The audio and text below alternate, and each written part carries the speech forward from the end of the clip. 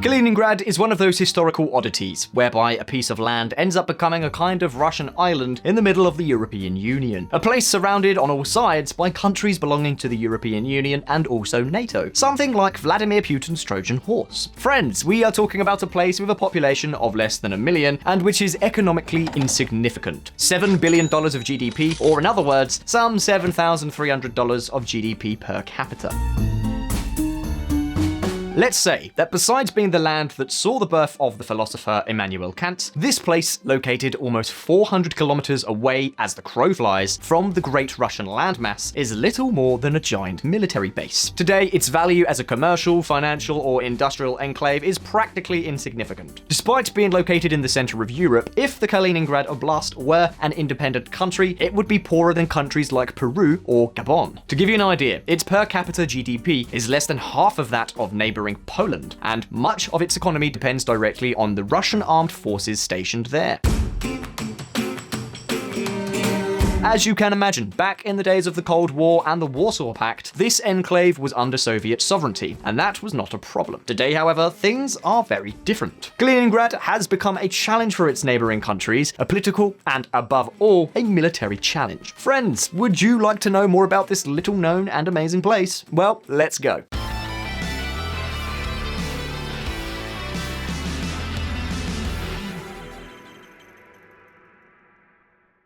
Friends of VisualPolitik, to understand what Kaliningrad is today, we cannot ignore its history. So before we get to Kaliningrad, we have to talk a little bit about Prussia, Germany, and also the Soviet Union.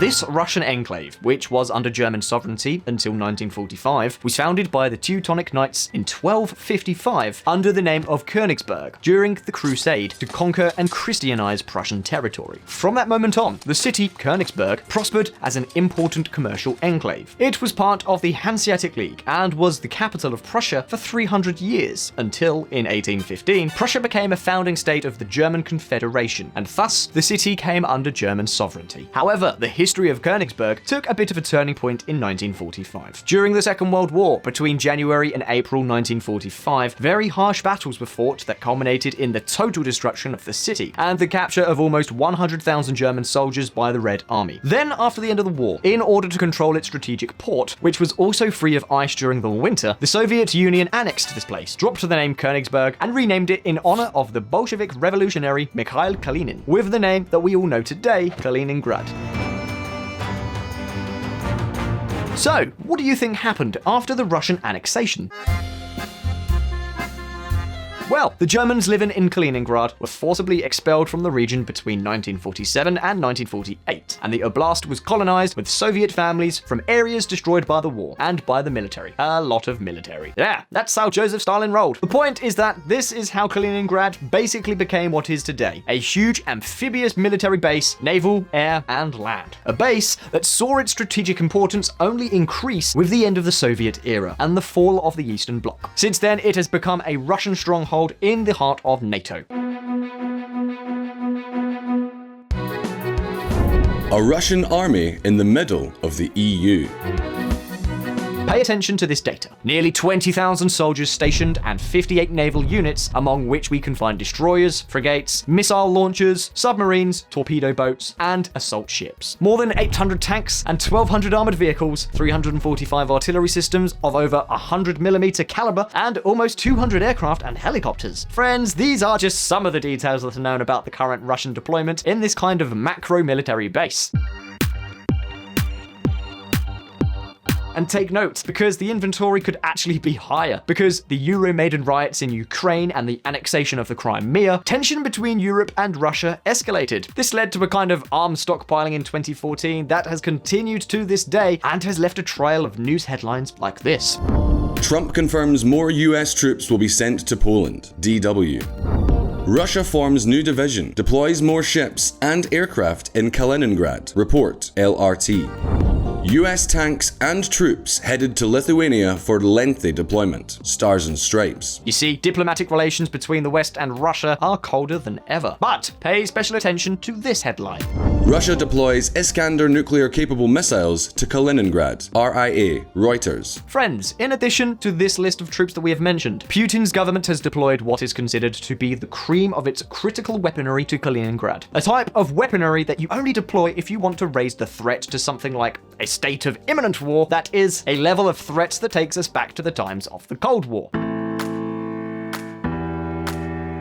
We are talking above all about the Iskander missile launch brigades. Missiles with nuclear capability and whose launch systems are capable of attacking simultaneously with 32 such projectiles in a single salvo. These missiles have a range of between 380 and 500 kilometers depending on their variant. The Iskander K, for example, can reach up to 500 kilometers, which would allow them to attack practically any position in Poland, Latvia, or Lithuania. This obviously includes NATO military bases in the area. Furthermore, the launch system is mobile, located on a kind of truck, which allows them to change locations and be undetected with some ease.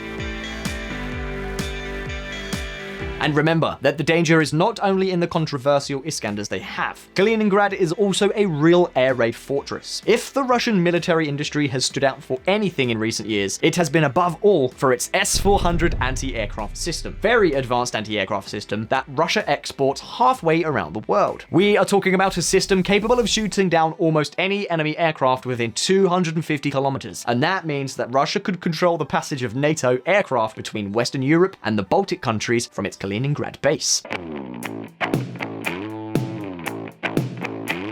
Well, the fact is that this entire system of land, sea, and air armaments, which combines both offensive and defensive equipment, constitutes a military strategy called A2AD. This strategy, or military capability, which go beyond the acronym Anti-Access Area Denial, consists of creating a virtually armored zone where an army is able to control any possible enemy military movement to the millimeter. And when I say any movement, I'm talking about land, sea, and air.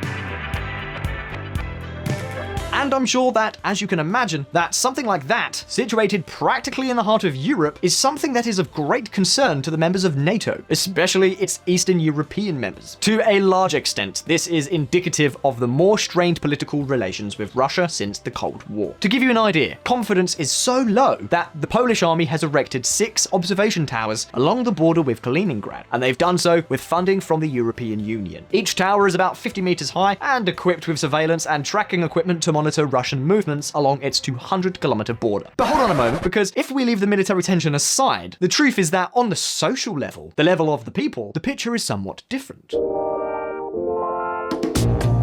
You see, since the fall of the Soviet Union, the exchange of people between Kaliningrad and the Polish city of Gdansk has been constant. More than 6 million people, Poles and Russians from Kaliningrad, crossed the border every year just before the post-Crimea tension escalated. After all, we are talking about cities that are just over 100 kilometers away by car, so it was common for the Russian population to travel to Gdansk to buy products that they did not have access to in Kaliningrad. And of course, you know that when there is such an extensive and continual exchange of travelers between one territory and another, well, in the end, aspects of the foreign culture and society always remain. And that is what explains why the people of Kaliningrad are one of the least pro-Putin and most pro-Europe groups in all of Russia. Let's take a look.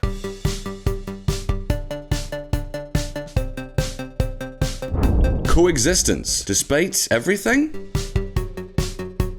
As we have mentioned, despite the fact that relations between Europe and Russia collapsed in 2014, the truth is that Kaliningrad has a very European flavor and is much more international and open-minded than what is typical in Mother Russia. Here's an example. While only 30% of Russians have a passport to travel abroad, if we focus only on the citizens of Kaliningrad Oblast, that percentage rises to over 70%. This is due, above all, to the huge transit of people that has existed since the late 1990s and early 2000s between Kaliningrad and its European Union neighbors, Poland and Lithuania. Trips that, beside tourism, have a lot to do with shopping. If there is one thing that makes Kaliningrad stand out, it is that it is a place where there are not a lot of things to do, nor too many interesting products to buy. A situation that was further reinforced in 2014, when President Putin banned the sale of a multitude of Western, mainly European and American, foodstuffs and products in response to sanctions imposed on Russia over the mess in Ukraine. And as you can imagine, this meant a drastic reduction in the variety and quality of goods available in Russian supermarkets and shopping centers. So, the citizens of Kaliningrad, who are geographically privileged, began to travel to their neighboring countries so often, even if it was only to buy Parmesan cheese, camembert, or ham, that we can almost say it became their favorite pastime.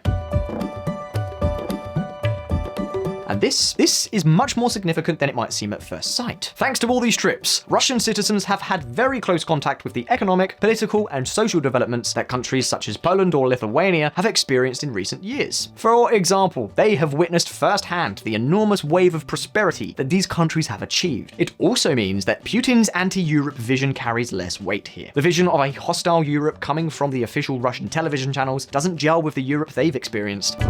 I travel to Poland a lot and see how people relate to Russians. Everything is fine. There are no problems. The Poles are people, just like us. Alexander, office worker from Kaliningrad, for The Guardian. And take note, because far from what you might expect in light of everything that we have told you in this video, the truth is that the Russian government has made the entry of foreigners into Kaliningrad more relaxed.